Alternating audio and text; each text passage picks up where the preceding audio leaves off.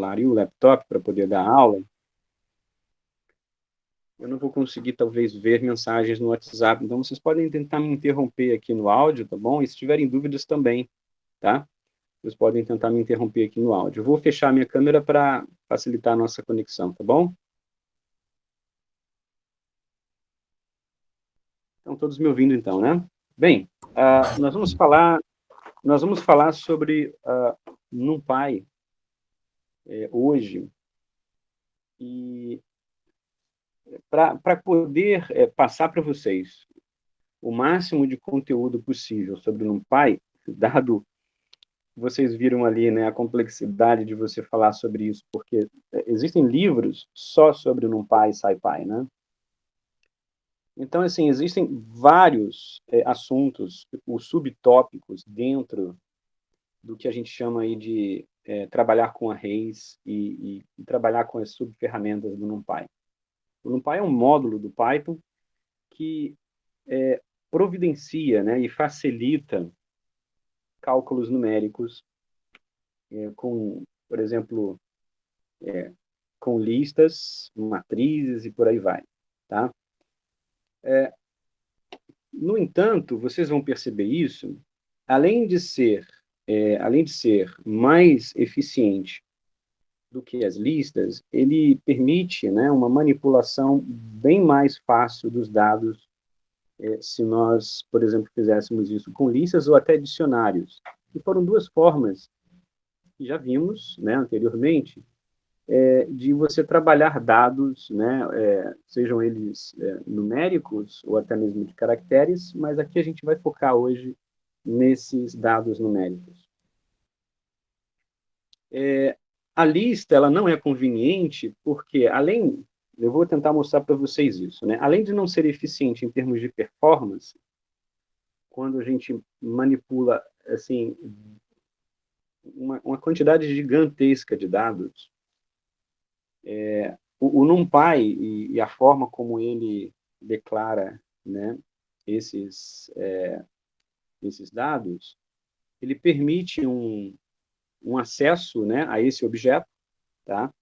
Que vai ter uma localização, um endereçamento, de uma forma muito mais rápida do que você manipular listas. Então, o tipo de objeto, né, quando a gente trabalha com o NumPy, vocês lembram, né, quando a gente trabalhava com listas ou dicionários, o tipo de dado era um tipo de dado de lista, né, assim denominado pelo Python, ou dict, de dicionário. No caso do NumPy, esse tipo de objeto ele vai ser chamado um ND Array, tá? Que nada mais, nada menos vai ser o objeto, né, uma forma de armazenamento de dados por objetos.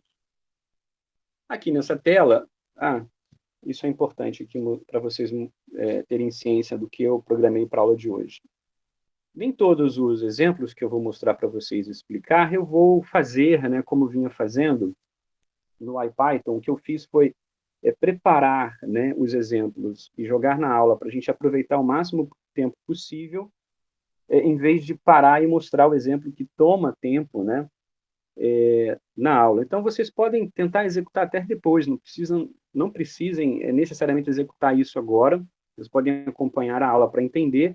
Depois da aula, com a aula gravada, vocês podem testar cada um dos comandos. Alguns comandos, né, que a gente tiver a oportunidade, aqui a gente faz, mas, enfim, eu acho que a aula vai fluir mais rápido dessa forma. Então, se você quiser aqui, por exemplo, nesse exemplo aqui eu tenho uma forma de você criar, tá? Um vetor, né, um array de 4 elementos de valor zero. Tá? Então, vocês vão perceber que dentro, nós já aprendemos em aula anterior como que você importa, né, o NumPy. A gente teria que, antes de dar esse comando, a gente teria que importar o NumPy como NP. Então, esse símbolo NP aqui é da forma como ele foi importado. A é a declaração da variável. Então, esse vetor de dados com valores zero vai ser atribuído, tá, à variável A. E aqui nós estamos imprimindo na tela o conteúdo desse vetor. Então, nós temos aqui um vetor unidimensional, né? Um dado unidimensional com zeros criados com um NumPy de uma forma bem simples. A gente pode também criar tipo, uma matriz, né, de dados, onde o primeiro índice corresponde às linhas, então nós temos aqui 1, 2, 3 linhas, 1, 2, 3, 4, 5 colunas. Então, nós estamos criando uma matriz 3 por 5 com zeros. Se você quiser acessar o comprimento dessa matriz criada pelo NumPy, lembra, nós usávamos para listas, dicionários e até mesmo tuples, as tuplas, nós usávamos o comando length, para verificar o tamanho daquele dado. Se você der o comando len em cima da variável A criada, vocês vão observar que ele vai retornar um comprimento não exatamente condizente com o array, com a matriz de dados. Para você acessar o tamanho no NumPy, existe um comando, uma função específica para isso, que é o np.size, tá? Que vai te retornar o número total de elementos daquela matriz, ou daquele array, enfim, daquele dado criado, daquele objeto criado pelo NumPy. Nesse caso aqui, 3 vezes 5, nós temos 15 elementos criados. Nós podemos também criar um dado, né, um objeto só com uns, assim como a gente tem uma função só para zeros, né, criar zeros, nós também podemos criar para um vetor, né, com valores unitários. Desde já, por que isso é útil? Né? Vocês vão perceber que lá atrás, quando nós fazíamos manipulação matemática, e vocês lembram em alguns dos exercícios que eu mostrei, e até mesmo o exercício que vocês tentaram fazer, nós, quando queríamos zerar uma determinada variável, ou uma lista, né, nós criávamos uma lista vazia, né, ou simplesmente declarávamos essa variável igual a zero. Para que depois, num loop for, né, ou qualquer outro tipo de loop, um while, por exemplo, ao iterar, né, cada um dos valores desse dado, ele garantisse que ele foi inicializado com zero. Então, essa forma é uma forma bem mais agora eficiente de você já zerar, né, a sua matriz de dados para iniciar uma interação dentro de um loop for ou while. Então, isso vai ser bastante útil para a programação de cálculos numéricos. Bem, para vocês terem uma ideia, e eu vou mostrar aqui, né, rapidamente para vocês verem, né, um teste que eu fiz, logicamente esse teste, se vocês fizerem no computador de vocês vão perceber que, dependendo da configuração que o seu computador tem, ele vai ser diferente em cada máquina, né? Então, eu tenho um laptop aqui, um i5, fazendo o teste no meu laptop, logicamente tinham outras coisas abertas, ele não estava fazendo somente isso. Ele teve o seguinte resultado que eu vou mostrar para vocês. Como que a gente faz isso? Para checar a performance, né, de um ND Array e de uma lista, eu trouxe esse exemplo para comparar e mostrar para vocês justamente a eficiência de você trabalhar com o NumPy. Aqui nós importamos, então, NumPy, né, como NP. Nessa linha, eu estou criando um array, eu chamei esse array aqui de ARR, e eu estou dizendo que ele tem um tamanho, está vendo aqui, ó, de 10 elevado a 7 elementos, tá? Então, np.arange, lembra do range, quando você criava os dados para um loop for, né? Nesse caso, ele vai criar, né, aleatoriamente, né, esses elementos, uma quantidade absurda de dados, nem coloque para imprimir isso na tela, porque não vai ajudar. E o que eu estou querendo mostrar é que, após ser criado, né, nós podemos converter um ND Array para uma lista com um comando do NumPy, muito útil. Eu estou chamando isso aqui de list from array, e o comando é o array criado anteriormente, arr.toList, parênteses, fecha parênteses, ele vai fazer o quê? Ele vai jogar os dados do array anteriormente criado com o NumPy para uma lista. Então, ele vai converter um tipo de dado ND-array para um tipo de dado list. Se vocês depois, né, ao testarem, quiserem testar, né, aquele comando type, vocês vão ver que esse dado aqui é um dado tipo ND-array e esse dado aqui vai ser um dado tipo list para o Python. Opa, passou demais. Desculpa. Bom, qual que é a ideia, então? Nós queremos fazer um tipo de cálculo numérico básico, simples. Aqui, no caso, eu vou multiplicar, eu criei uma função chamada listTimes, cujos parâmetros são alist e escalar. Nessa função, nós vamos fazer uma interação no loop for de i val em alist, tá? Então, i vai variar cada um daqueles elementos indexados da lista criada e vai multiplicar o valor pelo parâmetro escalar que foi passado para a função. E vai retornar, né, o valor a list como resultado. Então, aqui foi criada a função.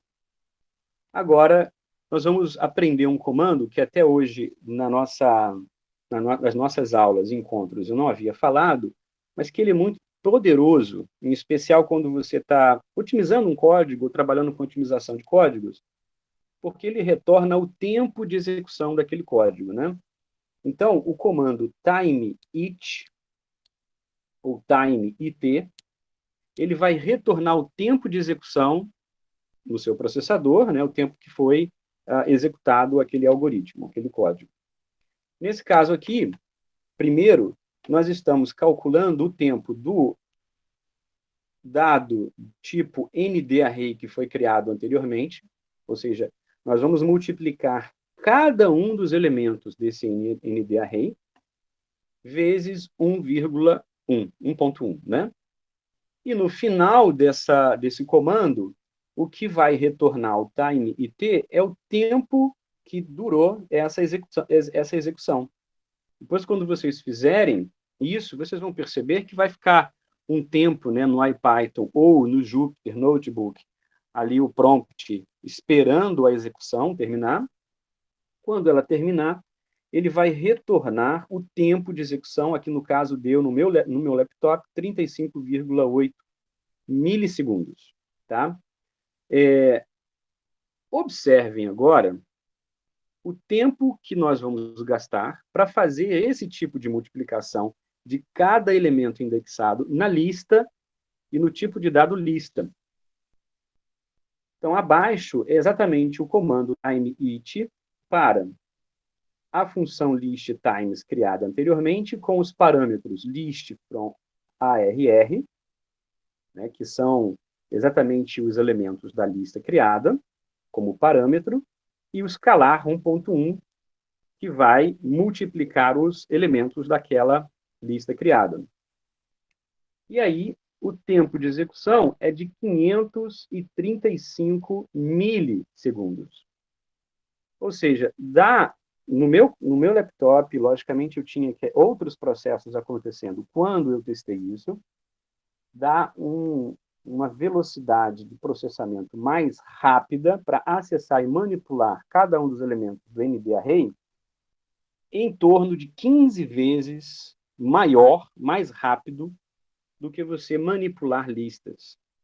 Então, isso aqui no meu laptop é uma demonstração bem simples, tá?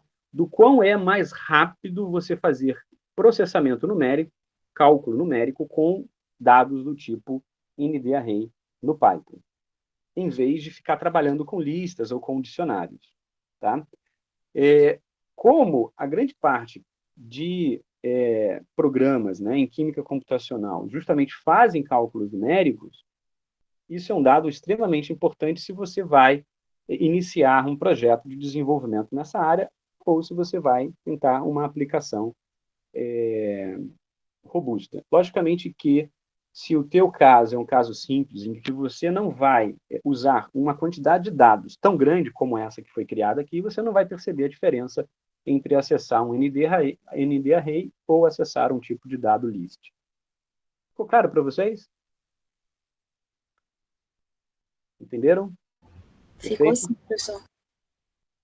Bom, continuando, nós podemos, eu vou falar um pouquinho agora, como que podemos, né, eu já tinha mostrado ali como que você pode criar um dado tipo ND-array de zeros e uns, e vou mostrar um pouco em detalhes agora como que esses dados do tipo ND-array podem ser criados. Existem várias formas, eu não vou conseguir mostrar todas, mas uma grande parte delas eu vou tentar mostrar para vocês aqui agora. Como vocês viram, nós podemos criar um dado do tipo list, ou podemos acessar um dado que já esteja determinado para o Python como tipo list. Então, nesse caso aqui, esse dado A igual a esses valores aqui, 2.71, 3.14, 3.000, isso aqui é um dado do tipo list para o Python, né? Nós podemos inserir esses dados dentro do np.array, e ele vai transformar esse dado do tipo list para um dado do tipo ND-array, dessa forma como eu coloquei, explícita, ou simplesmente você poderia chamar np.array, parênteses, A, uma vez que você já declarou, né? Esse A aqui vai ficar um pouco confuso, porque eu estou declarando esse dado como A, eu poderia chamar isso aqui de B, na verdade, né? E dizer que esse np-array seria alguma coisa, parênteses, A. Entenderam o que eu quis dizer? Então, você está passando os dados do tipo list para um dado, para a função np.array, e ela vai converter esse dado do tipo list para nd-array para o Python. Então, essa seria uma maneira de você criar, né, esse array no Python. Ou você também pode fazer para cada elemento, né, da sua lista criada. Aqui embaixo ele está fazendo isso para cada elemento individualmente, separadamente, e transformando cada um deles num dado do tipo ND-array. Então, dois comandos muito importantes para a criação desses dados no NumPy são, como vocês já viram, o np.array vai converter dados para ND-array. Nós podemos usar, como vimos antes, o np.arrange. Na verdade, vamos chamar assim, nós podemos usar a função arrange, tá? Porque np é como você está importando, né, o NumPy, mas a função, de fato, é o arrange aqui, né? Assim como a função linspace, que cria, né, dados separados linearmente ou igualmente, né, separados como ND-array, da mesma maneira, enquanto também a função, como vocês viram antes, vai criar, né, agora matrizes de 2 e até mais dimensões. Logicamente que o número de dimensões vai ser acrescido nessa vírgula quando você usa a função arrange. E eu vou mostrar para vocês, na nossa aula de hoje, a criação de dados, né, de uma dimensão, de 2 e de 3 dimensões. Eu acho que eu também separei um exemplo com 4 dimensões, enfim. Depois de 4 dimensões, multidimensional, a forma de criação segue a mesma linha de raciocínio, e isso vai ficar bem fácil de vocês entenderem com os exemplos. Tá? Bem, continuando, vamos colocar um pouco aí a mão na massa. Então, usando aquele conhecimento anterior ali das funções arrange e linspace, né? Nessa linha nós estamos criando aqui, olha só, de 0 a 10. O que significa isso? Eu vou criar dados de 0 a 10, ok? Espaçados de 2. Então, 0, 2, 4, 6, 8 vão ser os elementos do meu ND-array. Lembrando sempre que segue o mesmo, o Python vai seguir o mesmo raciocínio que foi feito para a criação de listas, né, e de tuplas. Quando eu coloco 0,10, eu quero dizer que ele vai criar até 10 menos 1 elementos, né? Então, vai até o valor 9, na verdade, por isso que o 10 não está incluso nesse vetor né, de uma única dimensão. Aqui, observem aqui, agora abaixo, o Lean Space vai ter um significado um pouco diferente de o arrange. No arrange, eu estou definindo como último parâmetro, entre parênteses, exatamente os valores igualmente espaçados do dado ND-Array. Enquanto aqui embaixo no Lean Space, 0, 10, 6, esse 6 significa o número de elementos que estarão igualmente espaçados no intervalo 0 a 10, e agora observem que o 10, o valor 10 entra, tá? Porque eu pedi 6 elementos, e no Lean Space, diferente do range, que seria o valor n-1, ele vai incluir 10 como dado no ND-Array. E observem que, como não foi declarado anteriormente que tipo de dado era esse, o Lean Space automaticamente ele vai criar esse dado como um dado do tipo float, tá? Então, 0.2.4.6.8.10 significa que esses dados não são do tipo inteiro, e sim do tipo float. Observem aqui abaixo, né, agora modificando o número de elementos, o 10 continua incluso, e aí você fazendo a divisão, né, igualmente espaçada, ele vai tentar criar dados igualmente espaçados naquele intervalo que você disse, passou, né, para o comando linspace, para a função linspace.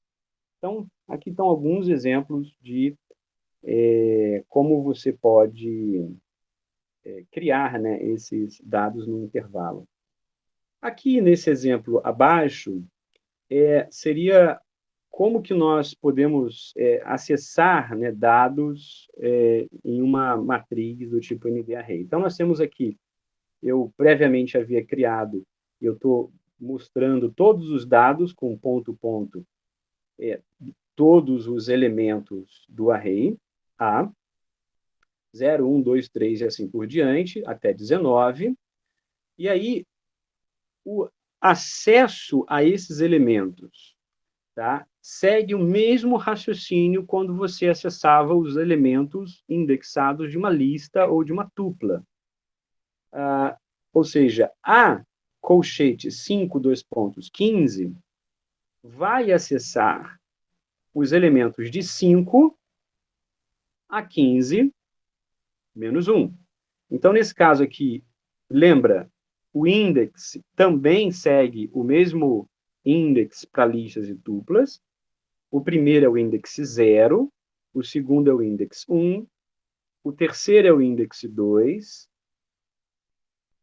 3, 4, 5. Nesse caso aqui, esse é o início do array abaixo. Ele vai até 15 menos 1, então ele vai imprimir até o 14. E ele vai colocar na tela o valor. Então, esse array aqui de 5 a 15 vai ter 1, 2, 3, 4, 5, 6, 7, 8, 9, 10 elementos. Da mesma maneira, nós podemos acessar os valores de 5 a 15 espaçados de 3 em 3, tá? Ou acessar todos a partir de 5, tá? Ou, nesse caso aqui, nesse exemplo, nós vamos acessar agora todos até 5, né? Então, a maneira como nós vamos acessar cada um dos índices ou cada um dos elementos no meu dado do tipo ND-Array no NumPy segue o mesmo conteúdo, a mesma regra, né, que você acessava índices, elementos em listas e tuplas que vocês já aprenderam antes. Então, não tem muito mistério vocês praticarem isso. Bom, nós, como eu disse a vocês, assim, falar e ter uma aula, né, sobre uma única aula de 2 horas sobre NumPy é realmente um grande desafio, né? Porque, como eu já falei, esse conhecimento ele está compilado em livros de mais de 300 páginas. Então, assim, o SciPy e o NumPy são módulos, tá, que trabalham justamente a manipulação de dados numéricos, muito úteis para uma série de aplicações, e uma das aplicações, assim, digamos, hoje, né, que está mais, assim, sendo vislumbrada, se você vai buscar no YouTube ou no Google hoje por esse assunto, você vai ver que grande parte dos vídeos, exemplos, eles trazem para vocês aplicações com machine learning, inteligência artificial ou qualquer um módulo de aprendizado de máquina, né? Porque quase todos os algoritmos, né, e módulos para aprendizado de máquina usam como fundamento básico os módulos do NumPy e um outro módulo que eu vou mostrar para vocês rapidamente também na aula de hoje.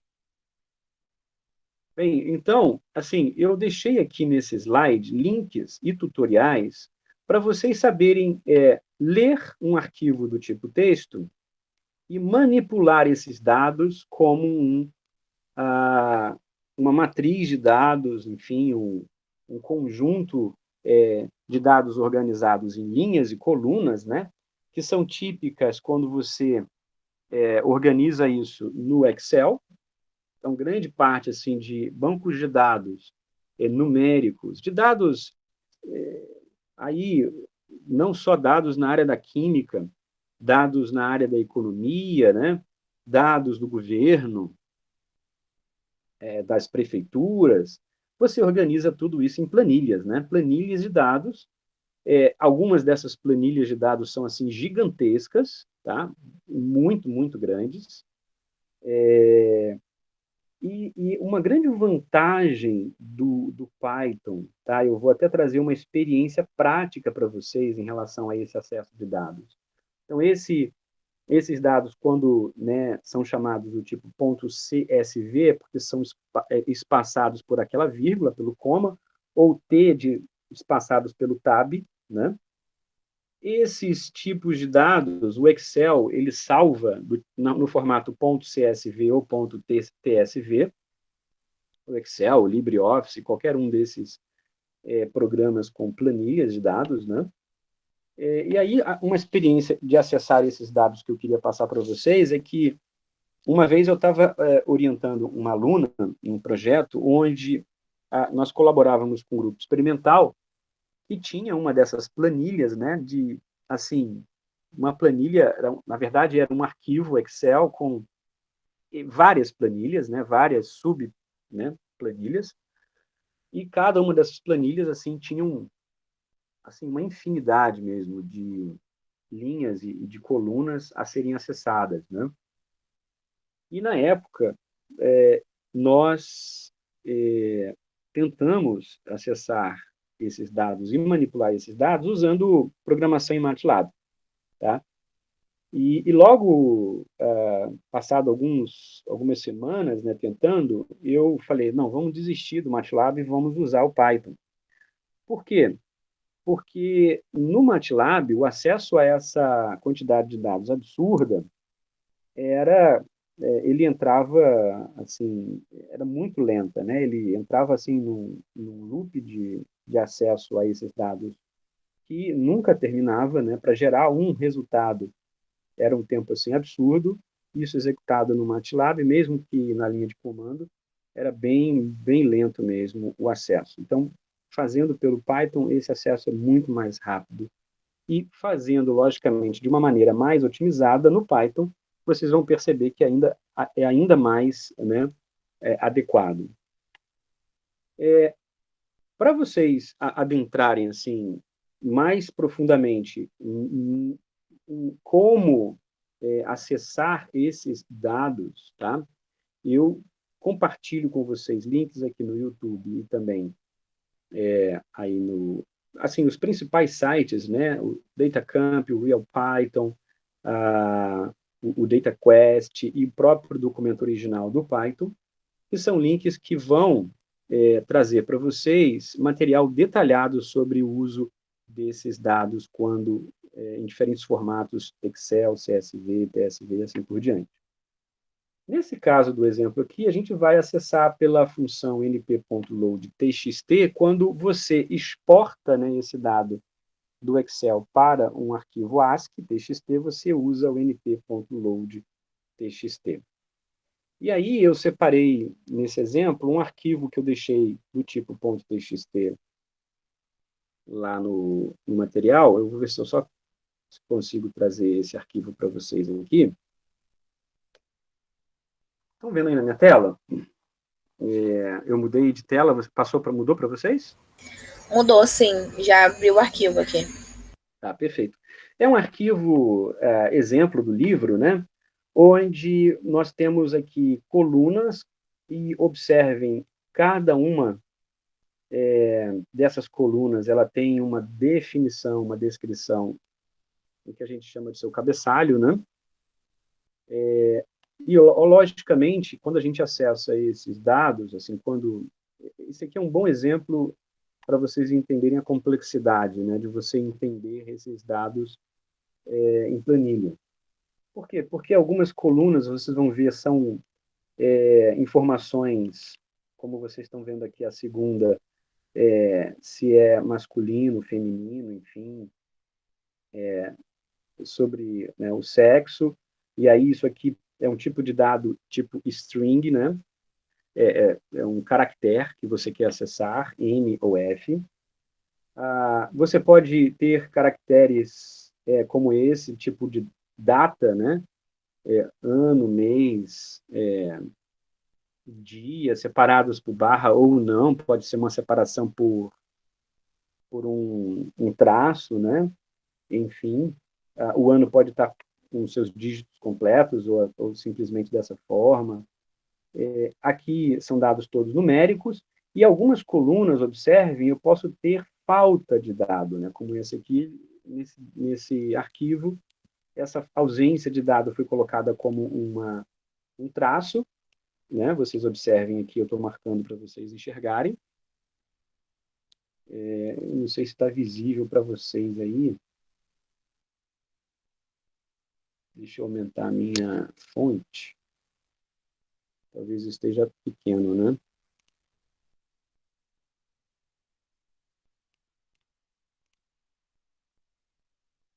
Ok, acho que ficou um pouco melhor agora. Melhorou. Perfeito. E, assim, algumas planilhas, dependendo de quem está preenchendo, né, do que está sendo feito, isso pode vir, assim, dessa forma, com um traço, pode vir com um símbolo tipo nenhum dado, ND, né? Ou simplesmente vazio, uma célula vazia no arquivo, né? Não tem dado nenhum, algum ali. O que acontece? O teu algoritmo, né, para acessar esses dados, você tem que ou você manipula essa informação antes e preenche aqueles dados incompletos, tá? Ou então você considera, eu tenho que manipular de alguma forma inteligente para que o teu algoritmo ele seja capaz de diferenciar aquele valor dos anteriores, né? Dos outros valores, enfim. Para se você, por exemplo, na manipulação, fizer algum tipo de cálculo estatístico de ocorrência, ou um cálculo de média, ou um cálculo de variância, assim por diante, você saiba exatamente qual é a tua amostra, o valor total da sua amostra, e isso vai estar na equação, né, da sua estatística, então você tem que fazer um cálculo minimamente confiável com os dados reais, senão isso vai ser contado de uma forma espúria, errônea, e o teu resultado vai ser um resultado com erro, né, intrínseco, porque você não soube ler os dados de forma correta. Então, o código ele tem que levar em consideração como que esses dados estão organizados. Bem, para isso, eu vou mostrar para vocês aqui um passo a passo de manipulação daquele dado que está disponível para vocês lá, .txt. Tá? Bem, a primeira linha eu estou definindo o nome do arquivo, né, para o código. Então, eu passo para ele aquele arquivo .txt como fname, né? O dtype1 vai declarar o tipo de dado NDArray, porque vocês observaram aqui que determinadas colunas serão só de caracteres, do tipo string, e outras colunas serão float. Eu posso ter colunas com dados do tipo inteiro. Então, eu preciso passar para o código essa informação. Tá? Observem que eu posso organizar cada um desses tipos de dados com a informação que está correlacionado a ele, né? Então, essa segunda coluna aqui, ela relaciona exatamente o sexo, enquanto a coluna que nós vamos acessar aqui, a quarta coluna, seria a altura do indivíduo, tá? Em metros. Então, observem que nós vamos acessar esse com a função np.dtype. Esse dado que eu vou passar aqui do tipo string S1, um caractere. Eu poderia ter 2 campos, 3 campos, enfim, que descrevessem aquele dado. Eu estou colocando como um campo único. E o dado de altura, eu estou chamando aqui de F8 pelo seguinte: quando o dado é do tipo float, ele começa com F, quando o dado é do tipo string, ele vai começar com I. Se fosse um inteiro, com 3 campos, 3 casas, eu chamaria de I3, por exemplo. F8, por quê? Porque é um dado que é um tipo float de 64 bits. Tá? Se nós definíssemos esse dado do tipo F, por exemplo, 4, eu diria que seria um dado do tipo float de 32 bits. Então, quando essa definição ali segue o número 4, é 32 bits, quando ele segue pelo número 8, é 64 bits. Tá? A vai ser igual, então, a np.load.txt, que é o nosso comando que vai subir, né, vai carregar os dados do tipo txt. Ele vai carregar os dados do arquivo fname, que foi anteriormente declarado. O tipo de dado dtype, ele foi definido na linha anterior. E aqui são alguns outros parâmetros passados para o load.txt, que são úteis quando você lê dados como esse, que estão distribuídos em diferentes colunas. Então, skip rows, eu vou pular 9 linhas no arquivo. Então, observem que esse arquivo ele tem um cabeçalho.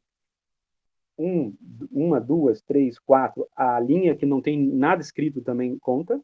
Então, eu tenho 1, 2, 3, 4, 5, 6, 7, 8, 9 linhas. Os dados vão começar na linha de número 10.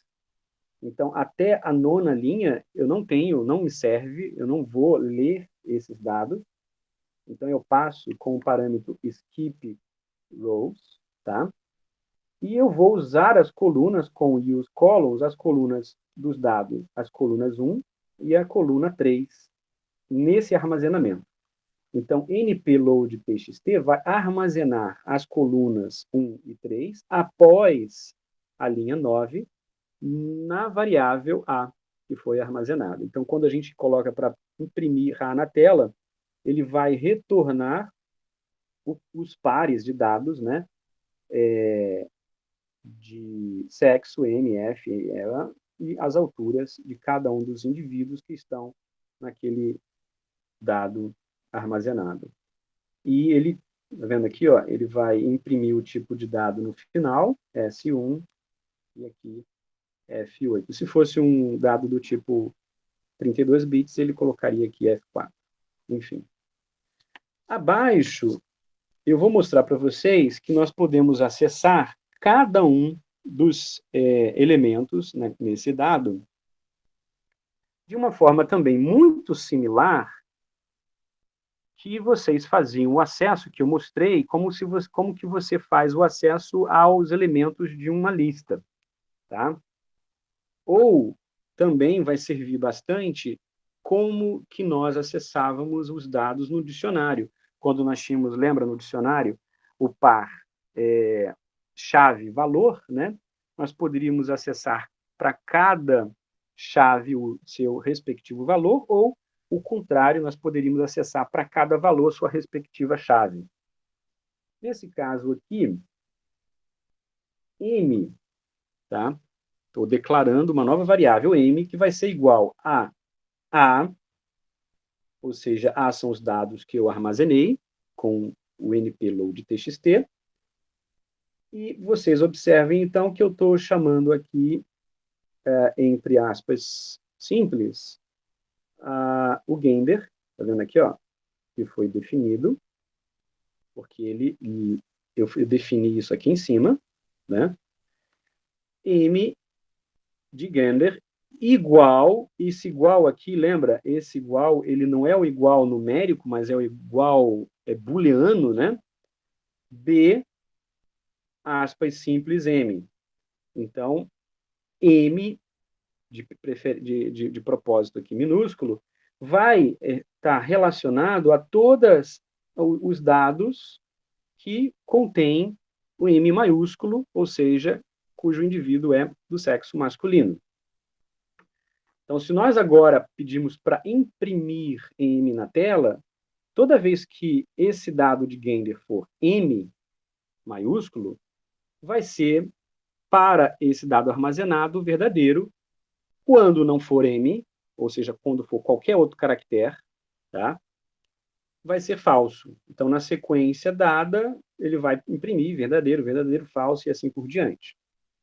Tá?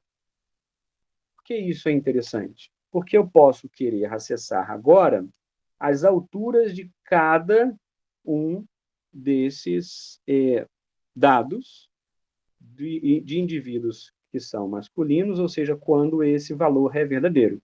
E ele pode, então, imprimir na tela cada um desses valores correspondentes aos indivíduos que são masculinos. Eu consigo manipular agora esses dados de uma forma separada, né? As alturas de quem é masculino e as alturas de quem é do sexo feminino, e assim por diante. Bom, vocês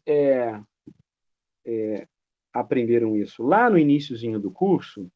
Foi uma aula logo no início, onde nós fizemos uma tabelinha, eu mostrei uma tabela com diferentes maneiras de nós trabalharmos os booleanos, né? Ou seja, quando algo é verdadeiro ou falso, ou quando existe ou não existe.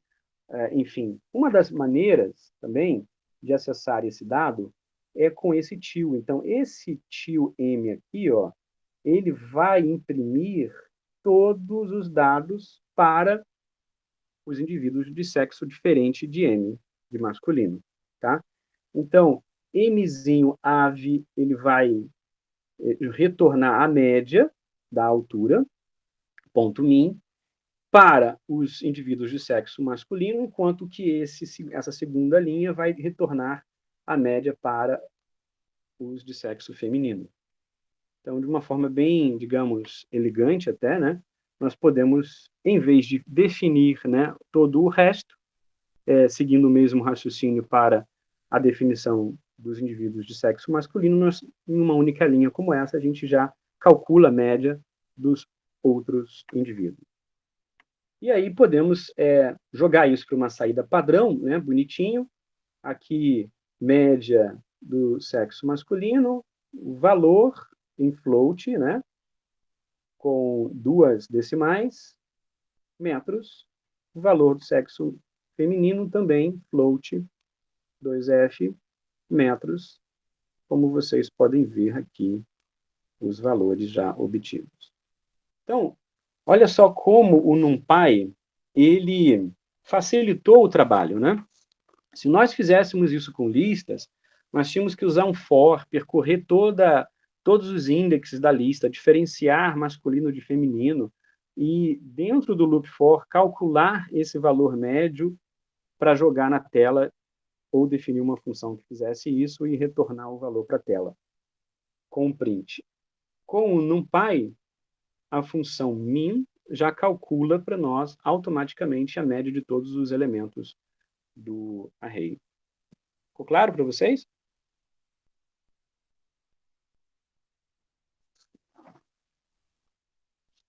Pessoal, estão me ouvindo? Sim, ficou. Perfeito. Aí aqui abaixo, tá vendo? Eu vou tentar mostrar para vocês e resolver aquele problema da coluna que tem aquele dado faltando. E aí, no caso, esse dado está com um traço, né?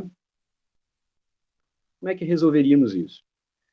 Nesse exemplo, o autor ele vai propor a troca, tá, de todos os valores que faltam por um valor não físico, aqui que ele vai chamar de menos 99. Tá? Isso é uma atribuição, enfim, à escolha do usuário, ou seja, você vai escolher um valor padrão que consiga diferenciar, né? E aí você preenche aquele dado com esse valor. Ele vai, para isso, ele vai criar o que ele chama de uma função aqui, parseWait, tá? Que espera um argumento, né, do tipo string e retorna um argumento do tipo float, tá? Então, vamos ver isso na prática. Mais uma vez, então, importar, né, NumPy como NP. Aqui, eu vou, nessa linha, ele vai receber, né, o valor de S e vai printar o valor na tela. Tá? Então, dê o valor, né, de S, se você dá o valor 2, ele vai S igual a 2, que é só um teste de você printar. S poderia ser qualquer valor que você passe para ele, né, o número total de elementos, enfim. Nessa linha, nós então vamos definir essa função que ele chama de parseWait, cujo parâmetro a ser passado é o S. Então, ele definiu de uma forma tal que esse parâmetro, o usuário, ele vai entrar com esse valor, né? Então, try return float S, ou seja, automaticamente ele retorna o valor do tipo float, lembrando que esse S ele está justamente sendo declarado S porque é referente a um argumento do tipo string, tá? Então, se você desse aqui um argumento do tipo string, ele vai retornar o valor, né, como tipo float. Except value error return menos 99, tá? Ou seja, um valor não físico. Ou seja, ele vai checar cada um dos elementos naquela coluna e se aparecer um caractere estranho, ou seja, que não corresponda aos dados que você está esperando para os pesos, ele vai retornar esse menos 99. Então, opa, passei aqui com o mouse muito rápido. Então, aqui, ó, parseWait S, ele retorna como float. Então, eu passei um valor do tipo inteiro, ele retornou como float, 2.0. Se você dá um S igual a traço, ele vai dar um erro, sintaxe inválida. Ok? Se você agora coloca entre aspas simples esse traço, e aí entre aspas simples significa que esse valor é um tipo de argumento string, caractere, ele retorna, então, aquele valor não físico que ele deu ali como menos 99 na função parseWait. Entenderam o raciocínio do algoritmo? Ficou claro para vocês? Entendi. Tá? Bom, continuando, colocando em prática, novamente, carrega-se o dado, carrega-se... bom, isso aqui eu já expliquei, né? E aí, agora aqui, observem, nós vamos, com o useColumns, ler os valores da coluna 1 e da coluna 4 no arquivo. Agora, a coluna 4 são os pesos, e aí vocês veem que exatamente nessa coluna nós temos valores aqui com esse traço. Ok? E aí, nós temos aqui, além disso, um outro parâmetro para o load TXT, que é esse parâmetro aqui, ó, converters, tá? Onde esse converters ele vai dizer que os dados da coluna 4 eles vão ser passados para a função parseWeight. Tá? Então, esse converters é como se você manipulasse os dados previamente ao serem carregados com a função load_txt por uma função previamente definida no seu código que tem que ser colocada aqui de uma forma correta. Logicamente que para isso ser válido, essa função tem que ter sido declarada e definida antes dessa linha no seu código. Senão, o Python vai retornar que ele não reconheceu o parseWeight. Ele não sabe o que é isso. MV aqui vai justamente definir os elementos verdadeiros, né, como dados válidos, que sejam maior do que zero. Tá? E o MWAV vai calcular a média dos pesos, né, com a função .min, tá? Justamente para todo o conjunto de indivíduos masculinos e todos os indivíduos não masculinos, no caso, femininos, naquele conjunto de dados do arquivo carregado. E aí vocês vão ver que o cálculo da média para cada um dos conjuntos vai ser correta, né? Ou seja, para o peso não foram considerados aqueles valores atípicos que, como eu disse, se você, imagina, o arquivo ele é pequeno, você consegue identificar, você poderia simplesmente ignorá-los na formatação inicial do arquivo, mas para um conjunto assim enorme de dados que estejam declarados num arquivo tipo Excel, você precisa pensar numa forma de contornar esses tipos de problemas que um usuário, de repente, colocou uma coisa errada, colocou um argumento do tipo string, que não deveria ser um dado numérico, e é importante que você saiba manipular bem esses dados. Então, esse exemplo é um exemplo que eu quis trazer para vocês verem como que vocês podem acessar dados, né, em formas de colunas do tipo TXT, porque não só para quem trabalha com a parte de química computacional, também o Caio, que está aqui, que trabalha com a parte experimental, muitas vezes você quer manipular, né, esses dados que estão em planilhas de Excel, e essa é uma maneira muito conveniente para você trabalhar com o NumPy. Bem, feito isso,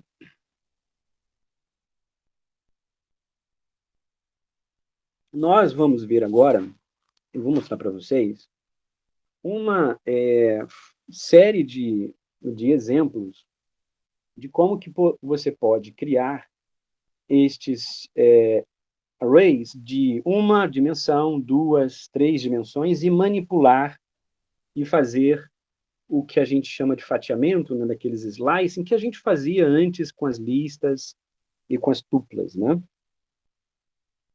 Então, importando no NumPy, já sabemos como que você cria um ND array com 10 elementos entre 0 e 9, tá? Aqui nesse exemplo, nós vamos usar a função random.randint para criar dados randômicos aleatórios do tipo inteiro, no intervalo de 0 a 10, e nesse caso aqui contendo 10 elementos. Tá? Então, A1D seria esse array de uma dimensão. Aqui está criado. Vocês vão observar, logicamente, que essa função, por ser randômica, né, aleatória, cada um de vocês, se testarem, vão gerar diferentes dados aleatórios nesse intervalo. Da mesma maneira, podem ser criadas matrizes, aqui no caso de 4 linhas e 5 colunas, onde esse parênteses 4, 5 vai definir o número de linhas e colunas que serão criadas. Então, A2D, criado aqui abaixo, com o comando randint. Observe que todos esses elementos são inteiros, do tipo inteiros. Da mesma maneira, você tem uma função randômica para o tipo float, tá? Bem, uma agora matriz de 3 dimensões, nós chamamos de páginas, ou seja, é como se fosse um cubo, né? Onde nós tivéssemos, assim, N cubos, né? N páginas, criadas com diferentes linhas e colunas. Então, nprandom.random, e agora random cria dados do tipo float, diferente de rand int, vai criar 3 páginas, 1, 2, 3, aqui, onde cada uma dessas páginas, então aqui é a página 0, essa é a página 1, essa é a página 2. Em cada página, nós temos matrizes de 4 linhas e 5 colunas, estão vendo? Então, tem 1, 2, 3, 4 linhas, 1, 2, 3, 4, 5 colunas.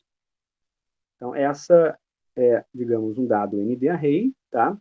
Multidimensional, no caso aqui, 3 dimensões, e da mesma maneira, se você quiser criar um ND-array de 4, 5 e né, N dimensões de fato, o que vai ser acrescido sempre é o número de páginas que serão criadas, né, além das linhas e colunas para cada uma dessas páginas. É isso que você está fazendo. Então, é como se agora, imagina um eixo x, y e z, onde, no sentido de um dos eixos, então, vamos supor, x e y definisse linhas e colunas, e o z, que é a profundidade, ele acrescentaria o número de páginas, né, de matrizes, linhas e colunas que serão criadas com um array multidimensional. Como que nós acessamos um elemento específico? Da mesma forma que na lista, né, nós colocávamos entre colchetes o índice, e vocês já viram isso nos exemplos anteriores, aqui também nós acessaremos cada um dos índices pelo colchetes dentro do array. Então, imagina que esse array de uma dimensão, aqui declarado, nós queiramos acessar o índice 0. O índice 0 é o 2, né? Então, A1D colchete 0, ele retorna o valor do primeiro índice, que é o índice 0, aqui, né? Do array criado, valor igual a 2. Se você quiser acessar o índice 2, 0, 1, 2, ele vai ser 0. Se você quiser acessar o menos 1, lembra o menos 1 de trás para frente no slice, vai retornar o último valor. Nós podemos também acessar mais de um índice. Aqui, no caso, eu chamei de propósito a variável índices, que contém uma lista contendo os índices 3, 0, menos 1. E eu estou passando esses valores para o array A1D, de uma dimensão. Então, 0, 1, 2, 3 seria esse aqui. O 0 é o 2. E o menos 1, o 8. Então, 0, 2, 8 será o array impresso. Como acessamos agora esses índices em ND-array de 2 dimensões, seguindo o mesmo raciocínio, só que agora, observem, para um array de 2 dimensões, o primeiro parâmetro é o parâmetro de linha, o segundo parâmetro, o parâmetro da coluna. Então, A2D1, colchetes 2, tá? Ele vai acessar 0, essa linha aqui, ó, e 0, 1, 2. Então, esse valor aqui, 93. 3 e 4 vai acessar 0, 1, 2, 3, essa linha. 0, 1, 2, 3, 4. Esse valor aqui. Tá? Índice linha é uma lista com os índices 0, 1, 2, 3. Índice col é uma lista com os índices 0, 1, 2, 3. A2D, índice linha, índice coluna, vai retornar para a gente os pares 0, 0, 1, 1, 2, 2, 3, 3 da matriz de 2 dimensões criadas. Então, observem aqui no caso que serão os valores 3, 70, 60 e 73. Se você for exatamente nas posições 0, 0, 3, aqui 70, 60 e 73. Tá? Se nós invertermos agora e colocarmos a coluna como o inverso, né, 3, 2, 1, 0, nós vamos acessar agora os pares 0, 3, 1, 2, 2, 1 e 3, 0 na matriz de duas dimensões acima, que serão os valores 17, 93, 8, 32. Entenderam o raciocínio para vocês? Ficou claro isso, esse acesso? Essa indexação? Ficou assim, professor. Tranquilo. Perfeito. Como que daria-se o fatiamento um pouco mais agora complexo para esse NDArray de duas dimensões? Eu repeti ele aqui para ficar mais fácil, né, a demonstração para vocês. Se nós quisermos usar uma daquelas regras de fatiamento que nós usamos para a lista anteriormente, como aqui, ó, A2D, dois pontos, ele acessa todos os elementos do array de duas dimensões, onde agora aqui, olha, as colunas 0, 1, 2 e 0, vamos pegar aqui essa coluna, 0, 1, 2, e repete a última. Né? Só que eu estou entendendo aqui, olha, eu estou pegando esses valores aqui e repetindo esse aqui, esse último. Tá? Para cada uma dessas colunas, nós estamos acessando aqui a linha, o índice na linha 1, então seria esse aqui, ó, 0, 1, começa com esse, 97, 70, 93 e 97 novamente, tá vendo? Aqui é um pouco mais complexo o raciocínio. Então, eu estou acessando, observem, o índice 1 da matriz, ou seja, o índice de linha posição 1 para a coluna 0. O índice de posição 0, 1 e 0. Ou seja, eu vou repetir esse e esse novamente. Por isso que sai esse resultado para você que vocês estão visualizando aqui. Se nós fizéssemos o contrário, ou seja, invertêssemos o acesso aqui de linhas e colunas para toda a matriz de duas dimensões, observem que o valor, o resultado, ele seria exatamente igual. Tá? Você só está invertendo a ordem, mas os valores acessados serão os mesmos, plotados na tela. Então, esse seria um fatiamento, digamos, um pouco mais complexo do NDArray de duas dimensões. Quando a gente vai para 3 dimensões, vai ficando cada vez mais complexo esse fatiamento e essa indexação. Então, no caso de 3 dimensões, a gente tem que lembrar que o primeiro parâmetro passado vai ser sempre o número da página. Então, aqui vai ser a página 0, aqui é a página 1, aqui é a página 2. Cada uma das páginas contém 4 linhas, 5 colunas. Então, eu vou ter a repetição de 4 linhas, 5 colunas, 4 linhas, 5 colunas em cada uma das páginas. A3D 2 vai acessar os valores da página 2. Então, dessa página aqui. 0. Então, eu estou acessando aqui, ó, 0, 1, 2, 3. Tá? 3. Então, 0, 1, 0, 1, 2, 3. Então, ele vai retornar esse valor aqui. Então, essa é a linha de índice 0, aqui a coluna de índice 3. Conseguiram entender? Sim, ficou bem complicado, mas para localizar, mas só para entender, sim. A3D, eu estou acessando a página aqui 1. Então, vamos lá. Digamos que vocês não soubessem esse valor aqui. Tá? Vamos lá, melhor, vamos trabalhar aqui com um exemplo. acessem aqui o valor A3D, tá?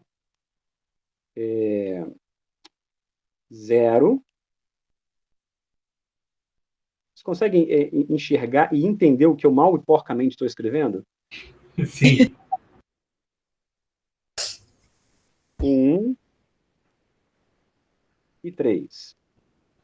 Que valor é esse?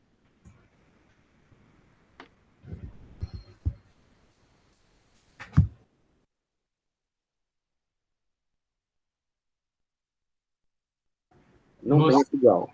no seu é o 0,5810 ali. É. Então, aqui, ó, eu estou na página 0, nessa linha aqui, ó, 1, 0, 1, 2, 3, exatamente esse, 0,5810. Perfeito? Vocês conseguiram, no computador de vocês, acompanhar eu explicando com a criação dessas matrizes de 2, 3 dimensões? Ou não? Não, né? Eu consegui. Eu travou bastante no início da aula, mas depois, nessa parte, eu consegui acompanhar. Perfeito, legal. Vocês, então, observem que aqui nós estamos criando, né, valores randômicos, né, aleatórios, e isso vai ser diferente para cada um de vocês. Legal. O fatiamento, slicing, vai seguir o mesmo raciocínio, né, que a gente também fazia para as listas. Então, o que eu posso acessar aqui o índice de 1 ao 4 dessa forma, A1D 1, 2.5, ele vai retornar para esse array de uma dimensão acima. Se você quiser acessar o índice de 0 a 5, 0, 2.6, todos os valores, né, do início até o 5, 2.6, 2.2.2, ele vai acessar do início ao final com passo, com uma diferença de 2. Então, vai retornar aqui 2, 0, 5, 5, 4, né? 2, 0, 5, 5, 4. E eu posso fazer um slice também do final para o início, né? Com o menos 1, tá vendo? Então, do final até o início, ele vai inverter o plot do array de uma dimensão. Ou seja, toda aquela regra que vocês acessavam, né?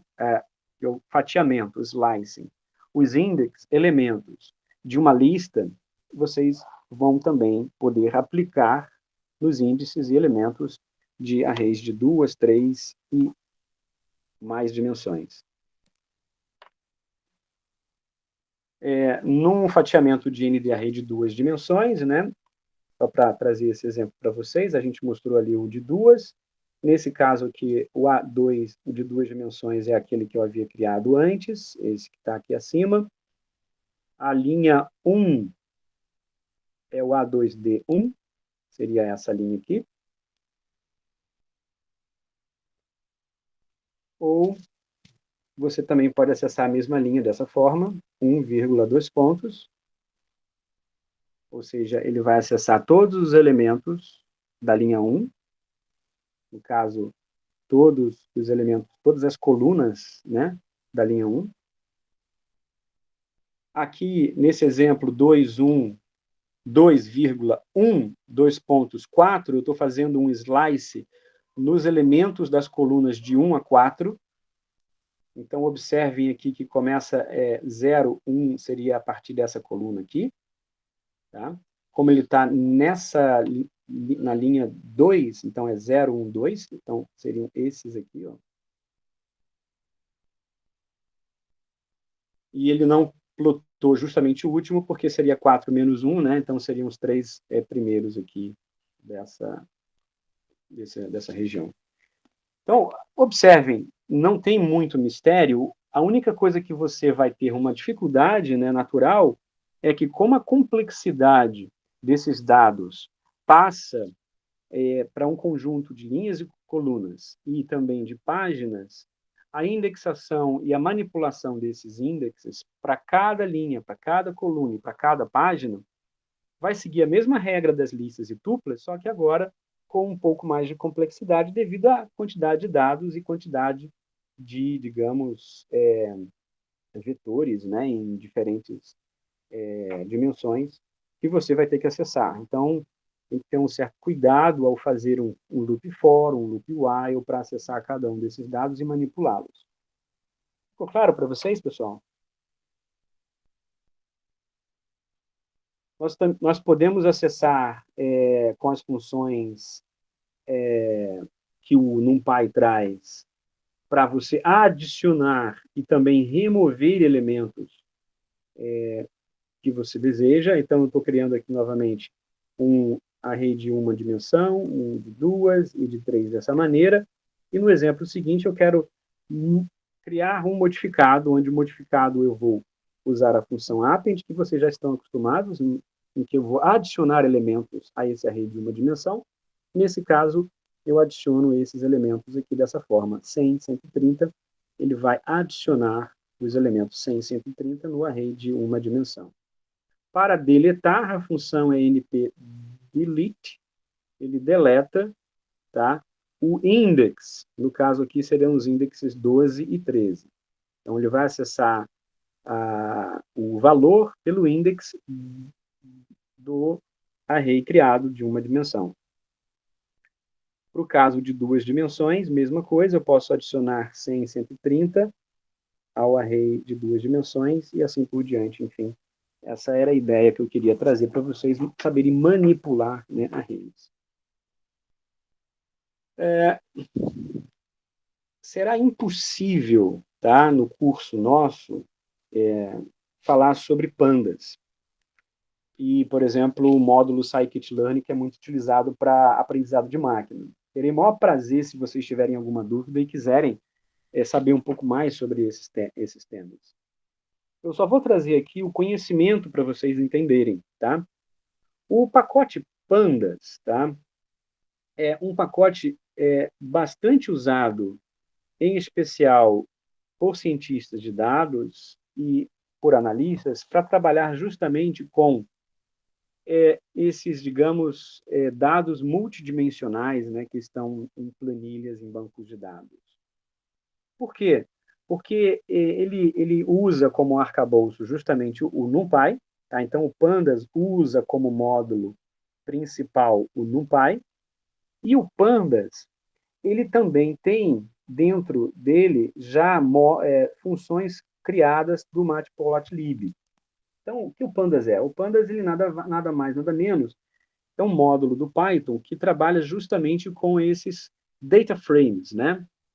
Esses bancos de dados que organizam seus dados em linhas e colunas, onde cada coluna é uma determinada propriedade, um determinado parâmetro, um determinado rótulo, enfim, atributo, e que está associado, né, a um valor. E o Pandas, ele também então, base, tá, para as ferramentas de inteligência artificial e machine learning. O que o Pandas, na prática, faz é assim, ele torna o NumPy muito mais poderoso do que ele próprio é. Ou seja, ele expande a aplicação do NumPy, tá? Então, a forma de você manipular dados como frames pelo Panda é de uma eficiência muito grande e de uma aplicação vasta. Então, fica assim, isso assim, para vocês saberem, né, do que trata-se o Pandas. Ele vai ter funções específicas já para tratar dados diretamente do Excel ou de algum banco de dados e converter isso em dados tratáveis. Ele vai conseguir associar, né, linhas e colunas por técnicas como series e por aí vai, enfim. E você também consegue visualizar já a saída com todo o ferramental de um Matplotlib em gráficos do tipo barras, linhas, histogramas e por aí vai. Então, assim, realmente o Pandas, ele hoje, para quem trabalha com acesso a dados do tipo CSV, em Excel, em forma de tabelas e tudo mais, que é o que basicamente faz o que hoje faz, né, as técnicas de aprendizado de máquina, que é o acesso a bancos de dados, acesso a um Big Data, tem dentro dele o Pandas como padrão e default de uso. A forma de você instalar, você pode instalar o Pandas com conda install pandas ou pelo pip install pandas. E se tiverem alguma questão a respeito, eu posso depois fazer uma demonstração. Bem, pessoal, são 3h22. Eu queria rapidamente mostrar para vocês algumas utilidades, né, de plotar. Como eu tenho bastante ainda coisa aqui nos slides, eu vou fazer o seguinte, porque eu também queria mostrar para vocês alguns exemplos práticos, e eu vou deixar um pouco para mostrar essa parte do plot de uma forma prática, mostrando um exemplo. Acho que vai ficar bem mais interessante. Só para vocês entenderem o básico, para vocês importarem, no caso, o matplotlib, nós importamos o matplotlib dessa forma, from matplotlib import pyplot as plt, ou você também pode importar assim, né? Import matplotlib.pyplot as plt. São duas formas válidas de vocês importarem as funções, né, e bibliotecas do matplotlib para plotar, né, funções no Python. Isso vai funcionar tanto no Jupyter Notebook, quanto também no IPython, e também dentro de um código .py que vocês criarem. Então, como eu disse, para vocês verem isso acontecendo de uma forma prática, eu compartilhei lá no... Eu compartilhei com vocês no material lá no Classroom um exemplo de um dado, que é um dado de saída de um programa de simulação por dinâmica molecular, o GROMACS. Esse é o arquivo que eu mostro na tela para vocês. Aqui é um arquivo, por exemplo, ele armazena... Bom, ele armazena essa header, está vendo aqui, ó? Começa com todo esse cabeçalho, com comentários e descrição do dado. O dado ele começa aqui na linha 25. Esse é o padrão do arquivo. Na linha 25, então, ele começa com os dados. Na primeira coluna, são dados de tempo, né? E aí, para cada tempo, o valor da energia. Tá? O próprio GROMACS, para quem usa e para quem já usou, vocês vão perceber que é um programa com uma suíte de várias ferramentas que já tratam muito bem esses resultados. Então, o que eu fiz aqui, na verdade, é assim, mais no sentido didático de mostrar para vocês, é lógico que é útil, sim, também, mas o próprio GROMACS ele já possui ferramentas que fazem isso, que eu vou mostrar com as ferramentas dele, né, do programa, e que, inclusive, podem ser também usadas no script. Então, o que eu quero fazer é simplesmente mostrar para vocês como plotar, né, esses dados de energia com o tempo e extrair alguma estatística, tipo média, desvio padrão, variância, usando NumPy. Tá? Isso, vocês vão perceber aí, está no arquivo getaver. Estão vendo aí na tela? Sim. Então, olha só, eu fiz esse programinha para o curso, tá? Para mostrar para vocês de uma forma didática o uso de vários módulos que a gente aprendeu até hoje. Então, aqui tem uma linha onde nós vamos importar o módulo sys. Nessa linha, nós estamos importando o módulo OS. Lembrando, o módulo sys ele importa todas as funções do sistema. É uma forma de nós usarmos o bash dentro e acessarmos, né, enfim, os caminhos do sistema, as variáveis de ambiente, né? OS, todas as funções, né, do sistema. E nessa linha nós estamos importando o NumPy. Eu acho que aqui está... Eu estou achando que está pequeno para vocês aí. Vocês não estão conseguindo enxergar, né? Não sei. Vou aumentar um pouco. Tá dando para ver aqui. Tá? Bom, esse exemplo está compartilhado com vocês lá no Classroom, tá? Então, aqui ó, nós temos o import math, from pylab importar todas as funções e from matplotlib importar pyplot. Aqui eu quis mostrar também o pylab é um outro módulo para você plotar, né, gráficos, diferente do Matplotlib, ele tem algumas diferenças. Nesse exemplo, eu acho que eu deixei comentado um deles para vocês brincarem depois. Enfim, nessa linha eu estou passando o argumento como linha de comando para o programa. E, nesse caso, o argumento é o arquivo de input dado. Então, o inFile aqui, que é o arquivo de input, ele vai abrir o arquivo passado como o primeiro argumento na linha de comando. E ele vai passar esse arquivo como dado de leitura, read. Aqui, então, eu abro um loop for line in range 24, para justamente passar aquelas primeiras linhas, né? Ele vai ler com o readline cada uma, vai imprimir na tela o resultado. E os dados em si, nós temos aqui, então, que criar, né, os vetores, né, os dados x e y, estão criados. Aqui, o próximo passo é for line dentro do arquivo. Ele vai separar, line.split, ele vai separar os dados, né, ou seja, eu tenho duas colunas em cada linha, então cada linha eu tenho dois valores. O ponto split separa esses dois valores e armazena na variável keywords. O x append float, ele vai carregar como float os dados da coluna 0 e o y os dados da coluna 1. Tá? Se você tivesse no arquivo uma terceira coluna, uma quarta e assim por diante, lembrando, você poderia armazenar aqui diferentes valores y1, y2, y3 e assim por diante, como coluna 1, 2, 3, etc. E em file ele fecha o arquivo. Aqui ele vai fazer o cálculo de estatística, então ele vai calcular a média, o desvio padrão e a variância com as funções min, std e var, já próprias do NumPy.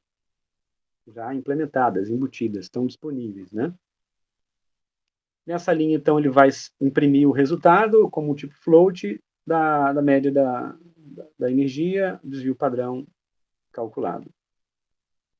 E aqui vocês vão observar que eu deixei comentado, para vocês brincarem depois se quiserem, que se quiserem depois imprimir um gráfico do tipo do PyLab, tá? Estão aqui as linhas, e no caso para o Matplotlib, tá? Aqui embaixo.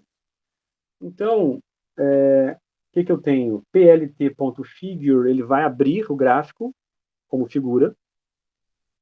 plt.plotxy, ele vai plotar os dados na ordem, né, xy. pltxlabel, você vai dar o nome do eixo x. O ylabel, ele vai dar o nome do eixo y. Grid, eu posso colocar ou não o grid, eu estou colocando sim, on. E aqui eu posso também exportar o gráfico gerado como uma imagem.png. E o plt.show, ele mostra o gráfico na tela se eu executar o código. Se eu não tiver o ponto .show, ele vai gerar o gráfico, mas não vai mostrar, mas vai salvar o arquivo .png. Professor? Oi. Com licença, o senhor poderia repetir de novo lá em cima aquele argo que eu não entendi não muito bem não. Cadê? Mais em cima, logo no início. Aqui, OpenSys arg1. Esse 1 é como se fosse... O sys.argv é uma função que eu expliquei. Vocês podem acessar umas 2 aulas atrás. Eu expliquei sobre a função argv com o sys e compartilhei com vocês no Classroom também alguns exemplos. Provavelmente eu faltei essa aula, eu estava no EPW lá, no curso do EPW. De vocês passarem argumentos pela linha de comando para o Python. Então dá uma olhada, uma recuperada lá atrás. Beleza. Tem os exemplos também. Mas aqui, para você entender, Marcelo, olha só. O sys, eu importei o módulo sys, ele tem uma série de funções, tá? Sim. Tudo funções do Bash, né? Não, são funções do Python, são funções do Python diversas que também estão no Bash, tá?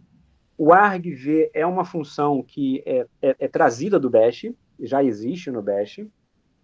Então, ele segue o mesmo raciocínio. Então, se nós dermos um import sys, estão vendo aí na tela, não estão? Do lado? Sim. Sys ponto, e se você der um tab, tá vendo aqui, ó? Uhum. Tem uma série de funções, uma delas é o argv, tá vendo aqui? Uhum. Se a gente digitar isso aqui e o help, deixa eu ver se ele vai nos trazer. Eu acho que sem o. Então, aqui, ó, o help, tá vendo? Ele vai trazer uma série de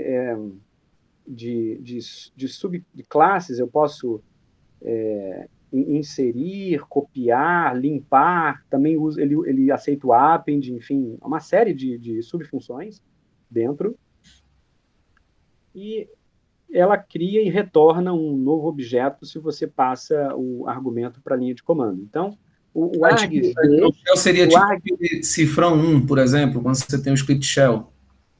Aí você vai rodar o script, bota cifrão 1, aí ele pede um dado, por exemplo. Seria isso, mais ou menos?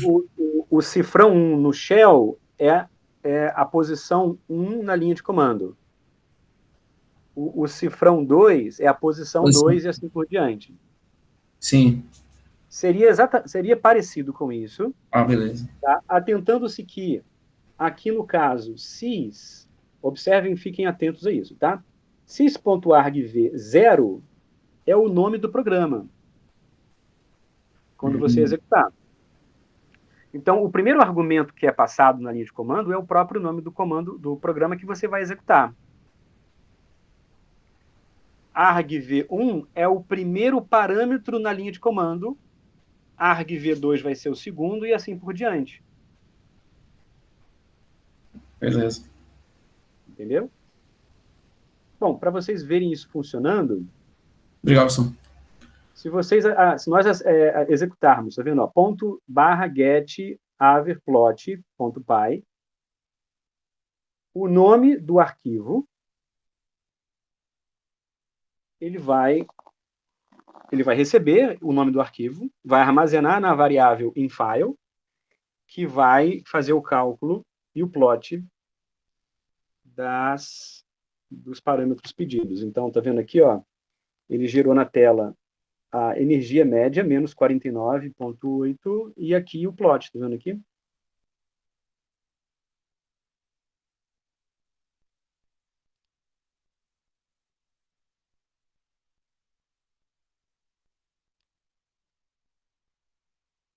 Vocês estão vendo aí ou não? Sim. Sim. Professor, você executou como mesmo? Foi só o ponto barra o nome do programa, né?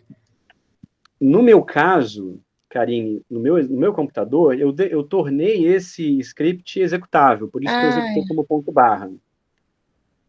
Ok.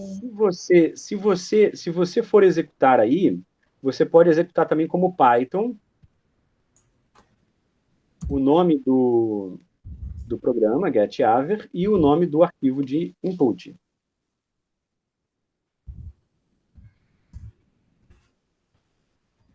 E aí você tem o gráfico da energia, tá vendo? A energia aqui caiu rapidamente, né? Estabilizou já no início no seu valor médio e manteve-se por longo tempo. Logicamente que os dados que eu calculei de estatística, que é média, desvio padrão e variância, só vai ter de fato um significado se eu tiver dentro do período da faixa, né, de dados, que esses dados estejam equilibrados e oscilando em torno de uma média, né? Senão eu estou calculando com as flutuações de forma errada, ok? Isso do ponto de vista conceitual da física do negócio aqui. Mas em termos de algoritmo e de exemplo para você usar o Matplotlib, é um bom exemplo para vocês começarem a brincar e pensarem aí no que vocês podem fazer com essa ferramenta. Essa aqui é a ideia do exemplo.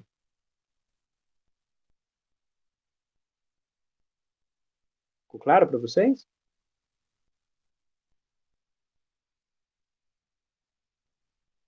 Ok? Tá claro sim, tá claro sim. Obrigado, professor. Perfeito. Então, basicamente, a gente invoca, né, esse Matplotlib dessa forma, como vocês viram aqui. Um outro exemplo que eu compartilhei com vocês foi foram três versões de um script e eu chamei de V1, V2 e V3, que ele captura as frequências de um cálculo no Orca, de um cálculo de quântica, viu, Caio? Você não está acostumado, né, talvez? Os outros acho que já estão. Tem um cálculo de frequência no Orca, e você quer extrair essa frequência desse arquivo de saída. São 3 versões, porque eu estou mostrando aqui como que você desenvolve um programa levando em consideração aquele protocolo de desenvolvimento que eu compartilhei algumas aulas atrás, onde você primeiro faz um esboço, daí, se o teu programa ele funciona, você incrementa e torna ele um pouco melhor documentado, até numa versão, digamos, para outros usuários usarem, né? Essas seriam as etapas de criação de um programa, de um código. Então, na versão 1, tá vendo? Ele está bem cru, né? Se um usuário que não sabe do que se trata abrir o programa, ele não vai saber para que serve. E nesse exemplo, eu tenho uma aula só sobre isso, pronta, mas que o semestre é tão apertado que não deu tempo de mostrar para vocês, e eu vou mostrar com esse exemplo, para vocês entenderem com exemplo. Enfim, eu estou importando um módulo chamado RE, de Regular Expression, ou expressões regulares no Python. Toda a sintaxe e gramática de expressões regulares que estão contidas no Bash e também estão contidas no Perl, são implementadas no módulo RE do Python de uma forma muito, muito eficiente mesmo. Aqui eu estou passando para uma variável chamada padrão, né, pattern, o que eu quero extrair do arquivo. Então eu identifico que esse padrão existe lá no arquivo dessa forma, frec, ponto, e isso identifica as linhas onde estão as frequências, né? Então, for line in open, isso aqui vocês já aprenderam lá atrás, como abrir um arquivo, né? No caso, eu quero abrir o arquivo .out, e eu quero percorrer cada linha desse arquivo. E aqui o loop format in re.findIter é uma função do módulo de expressão regular RE, que vai encontrar, find, tá? Cada um dos valores relacionados ao padrão dado acima. Então, cada linha será retornada e impresso na tela. Tá? Olha só, um código desse, para extrair frequências do Bash, eu tenho vários aqui, consumiria várias linhas de código e diferentes tipos de expressões regulares.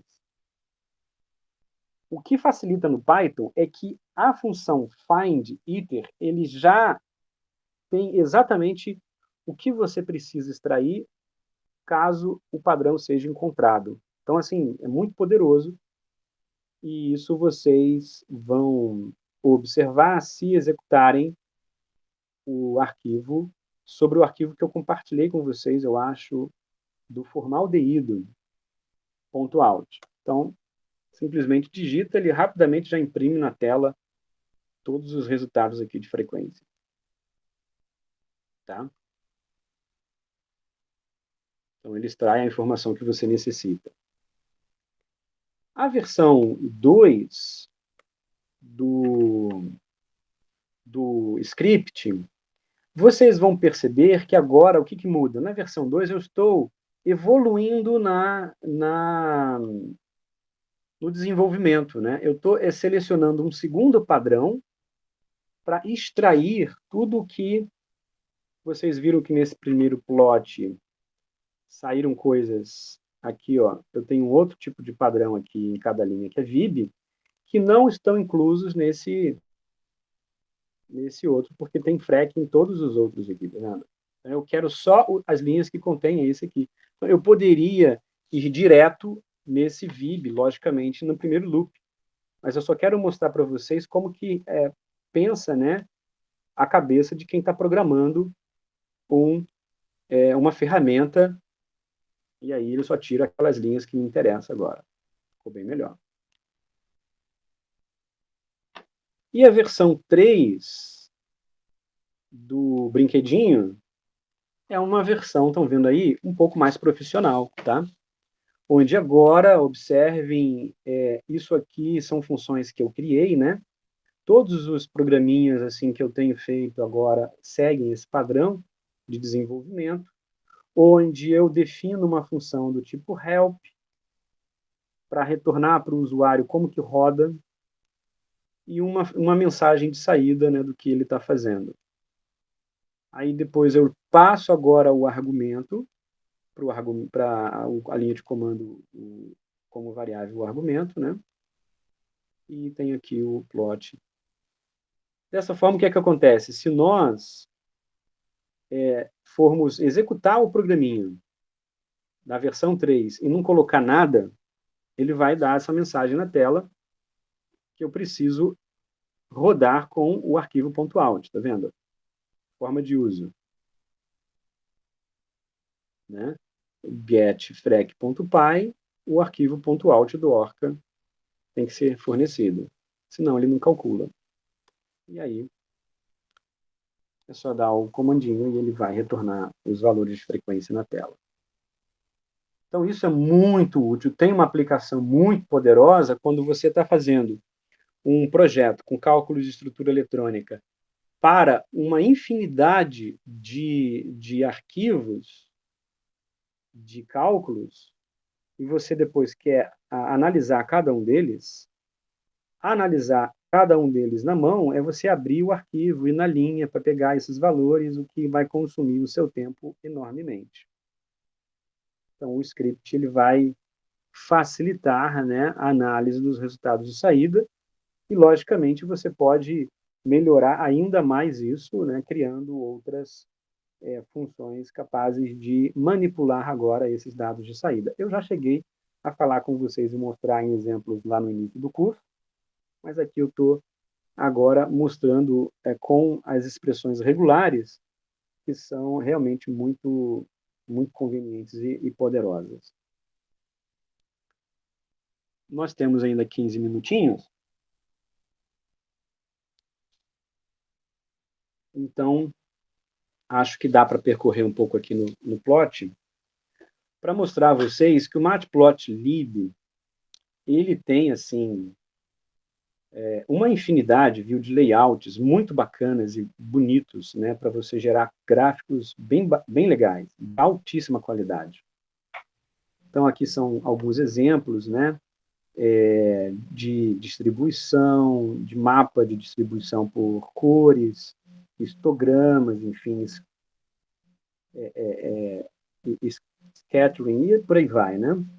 E aqui uns exemplos, como você pode gerar um desses dados, tá vendo? Olha, hist, scatter, plot, blá, blá, blá. Enfim. Então, como que você pode plotar uma função f de x qualquer, né? Seja uma função y igual a f de x, cujos parâmetros x dados são a e b, né? Imagine, então, que você tenha como exemplo essa função aqui definida, 3x² mais x menos 1, com os valores de contorno iniciais, menos 1, 2. Então, você pode plotar essa função para um determinado conjunto de dados x, nós podemos atribuir esses valores de forma que o linspace vai igualmente espaçar, né, os valores no intervalo. Então, você cria justamente um array, né, de n dados. Nesse caso aqui, esses dados estão sendo gerados, está vendo? Entre o intervalo menos 1 e 2, com 301 elementos, né, pontos nesse intervalo.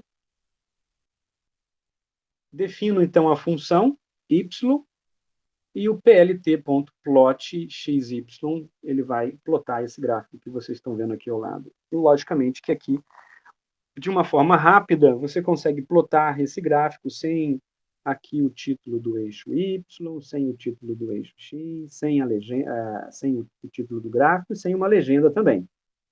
Se você quer uma versão um tanto mais elaborada do exemplo, você pode, então, criar, né, como eu mostrei para vocês naquele script, exatamente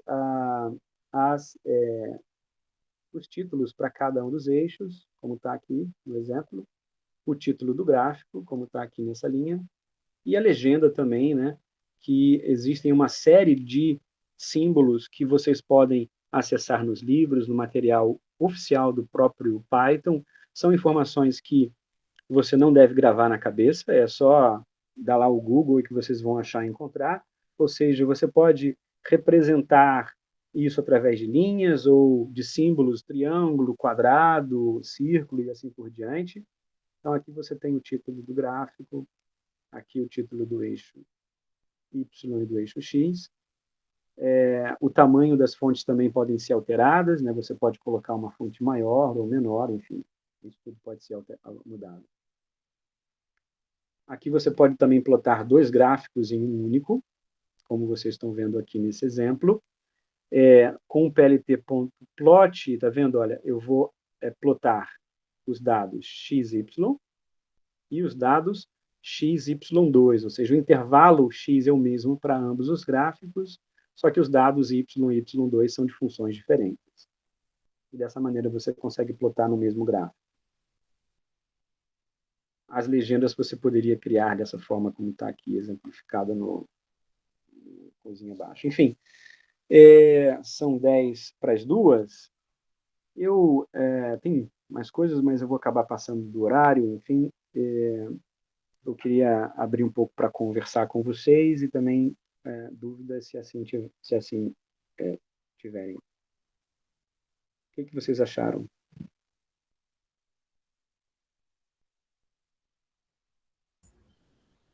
Muita coisa, né? Bem, que o senhor comentou que essa parte era bem completa, mas enfim, acho que deu para pegar, mas acho que vai ter que ficar dando uma retornada assim nessa aula depois. Não, certamente. Eu deixei um material disponível para vocês brincarem, testarem em casa. Eu acho legal que vocês acompanhem direitinho o slide, tentem fazer com calma os exemplos que eu mostrei. Só no finalzinho que eu tive que dar uma corridinha por conta do tempo, para a gente poder fechar no tempo, né?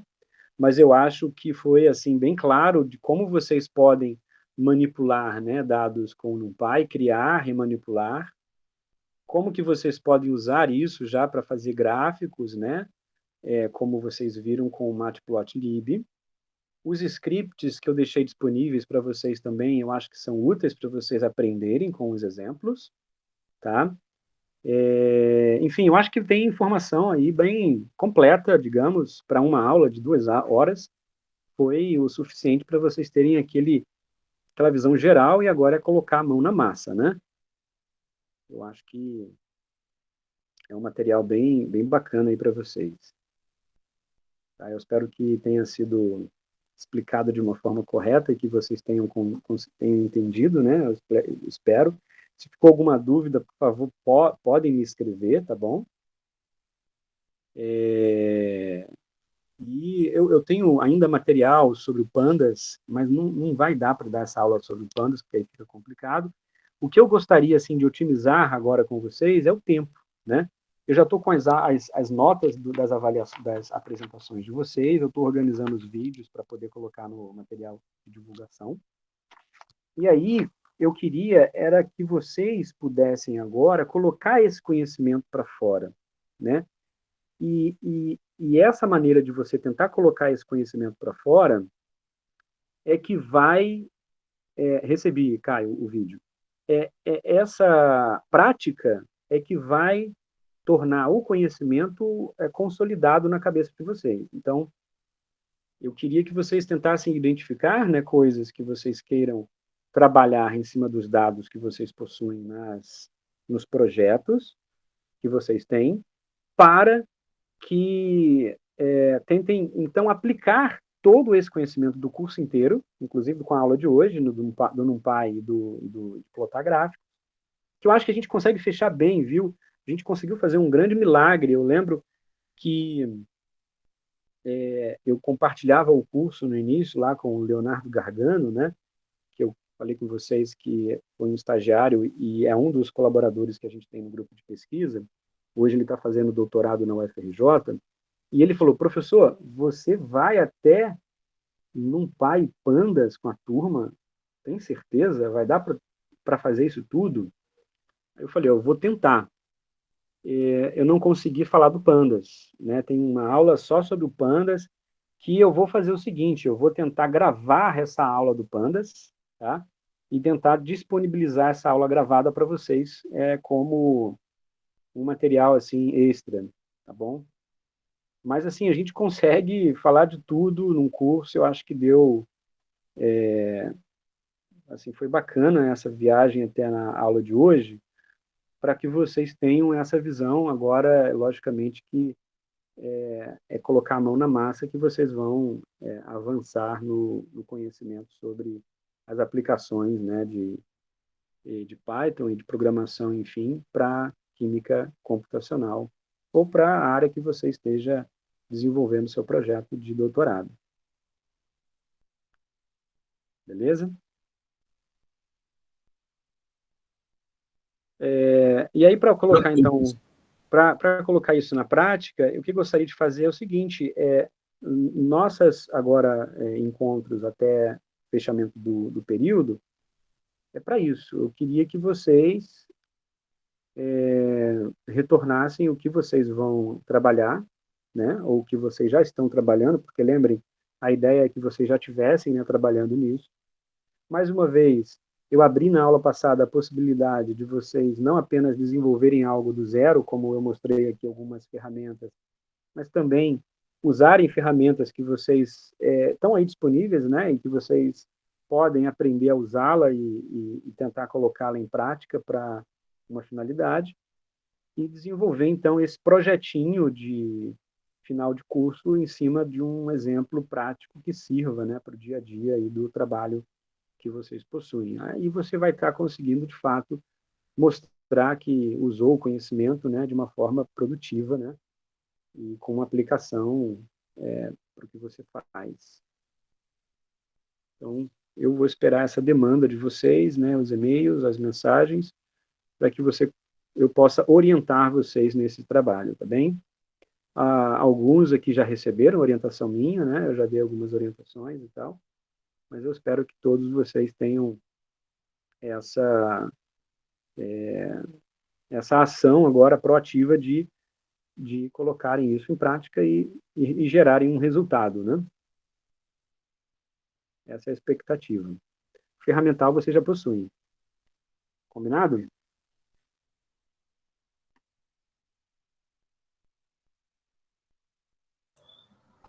Combinado, beleza. Beleza? Sim, combinado. Então é isso.